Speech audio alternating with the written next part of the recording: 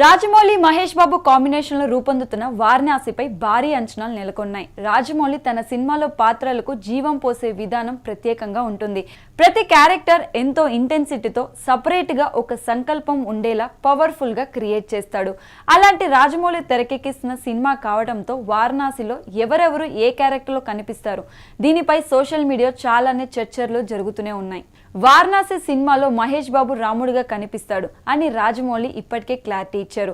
మహేష్ బాబు రాముడి గెటప్ లో అద్భుతంగా ఉన్నాడు, చూస్తే గూస్ బంప్స్ కూడా వస్తాయంటూ రాజమౌళి చెప్పారు. ఇదంతా ఓకే, కానీ అసలు ఈ సినిమాలో హనుమంతుడిగా చేసేదెవరు?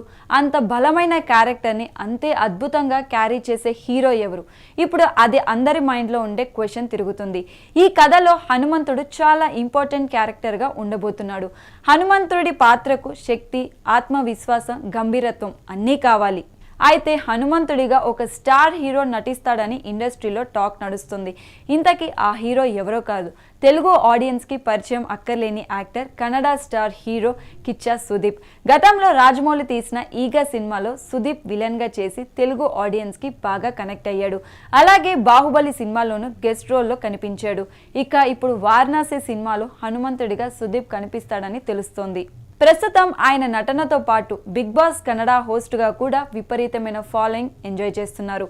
ఏ క్యారెక్టర్ని అయినా నెక్స్ట్ లెవెల్లో చూపించడంలో రాజమౌళి రూటే వేరు. అలాంటిది హనుమంతుడి పాత్ర అంటే అది కేవలం చిన్న క్యారెక్టర్ ఉండదు, కథను ముందుకు నడిపించే కీలక శక్తిగా ఉంటుందని ఇండస్ట్రీలో టాక్.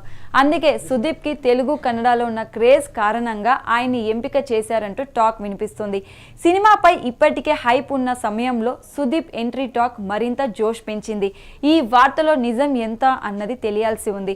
త్వరలోనే దీనిపై క్లారిటీ వచ్చే ఛాన్సెస్ ఉంది.